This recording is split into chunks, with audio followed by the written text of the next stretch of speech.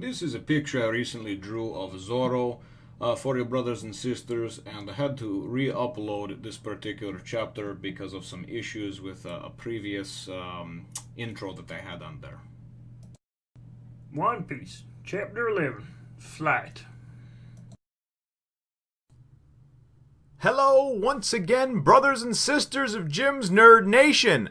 I, of course, am Jim, here to bring you a review on Chapter 11 of the epic tale of One Piece. The last chapter, kind of obviously they try to leave him off on cliffhanger, so to speak, and Captain Buggy the Clown had been sliced and diced rather easily, too easily by Zoro, and and then everything ended off, and fairly predictable plot point, but we knew that he had eaten one of the devil fruits. We just weren't sure which one or what powers he had, but that is shortly or that's quickly explained at the beginning of chapter 11. Anyway, we wind up starting out, and Zoro was saying, hey, that was too easy, and everybody, including obviously himself and Luffy and Nami, they're all wondering why Buggy's crew is all sitting around laughing.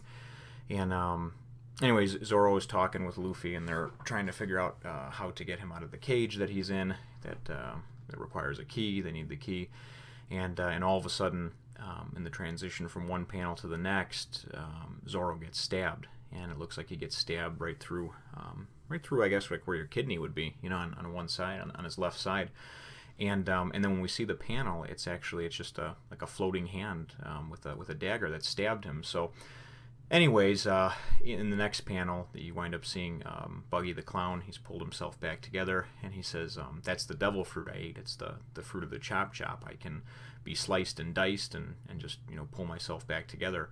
So that's certainly a handy power to have. And then I thought it was kind of comical because in the next panel or the next scene, Luffy from the cage goes, "Oh my God, he's a freak!" Now Luffy ate one of the other fruits, of course, the devil fruits, and he has the ability to stretch like a rubber band, man. So it's kind of like the pot calling the kettle black. So at any rate, though, it is a pretty good a pretty quick turn of events that happens over there. So Zoro and Nami's kind of talking to herself, going, "Okay, we're all gonna die now. I've got to do something to try to help." And Zoro doesn't know how to get Luffy out of the cage. For the life of me, I don't know why Luffy can't just stretch himself out and get through the bars, because he is rubber band like. But there's obviously limitations to maybe how thin he can stretch. There are things that I'm not yet aware of. So it just, to me, would seem like the obvious answer, but I guess maybe there's certain parts of his body or his bones that he can't manipulate to a small enough size, so that's the only reason that I could think for him not just trying to squeeze himself through the bars of the cage.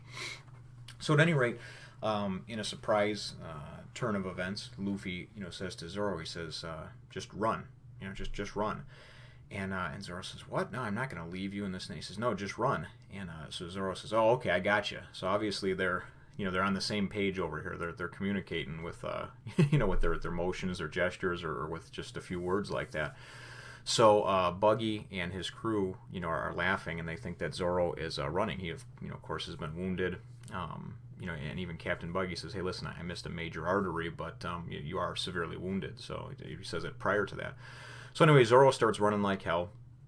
And everybody, all the crew members, of course, of Buggy's crew, his cohorts are going after him, chasing after him, and they're, "Oh, we'll get him, Captain, we'll get him." Well, anyway, we find out in the next panel that Zoro actually is running straight towards their largest cannon, their main cannon, and he turns it and flips it the other way, so it is now facing Buggy and all his crew members. And Buggy says, "Oh shit, that's loaded with one of my Buggy balls." And if we remember from the last chapter, those things are these highly explosive, knock down a whole city block, artillery rounds, shells, whatever you want to call them. So anyway, Nami lights it real quick and pretty much blows everybody to Kingdom Come, or at least everybody in the area. I don't know if it kills everybody, wounds everybody, buries them under rubble. Nonetheless, we wind up still trying to figure out how are we going to rescue Luffy, how are we going to get him out of the cage. And ultimately, what Zoro winds up doing is he just picks him up and in the cage, just picks up the cage, puts it over his shoulder. And now, mind you, he's been stabbed. And even Luffy's going, "Dude, your guts are going to fall all over the place." And he's going, "Don't worry about it. I'll push him back in." I'm not going to leave you to die.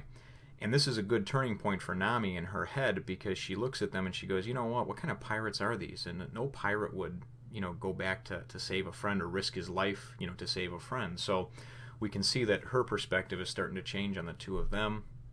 At any rate, Captain Buggy kind of comes out of the smoke and obviously starts giving chase. They wind up getting away, and in the next panel, it shows one of the guys, one of his crew members saying, Captain Buggy, because now the smoke is cleared, of course, the dust is settled, and from the explosion, and Buggy says, where the hell are they? And one of the crew members says, everybody's gone, even the cage. And the profound thing is that they say exactly, it took, how the hell is that gone? It took 5 of us to move that into place. So Zoro obviously has some great strength, some great inner strength, especially being wounded, to pick up not only this cage, but of course Luffy in it over his shoulder and go running off with him, to escape. So that tells you something about the inner strength that Zoro has as well. But at any rate, they also mention that the key to the cage is missing, so we can only assume that Nami has swiped it, being the master thief that she is. And then I'm also assuming that she was able to grab the map of the Grand Line again. At least that's what I'm hoping for, but we'll see. They don't say that specifically. So the chapter winds up wrapping up then shortly thereafter, and Nami and Luffy and Zoro, are all together. Zoro finally puts down Luffy, take a quick break. And they've, they're somewhere still in the town, but they're kind of hiding out, I guess, because you see in the background captions, are they in the tavern? No. Are they down the street? No. Are they here? No.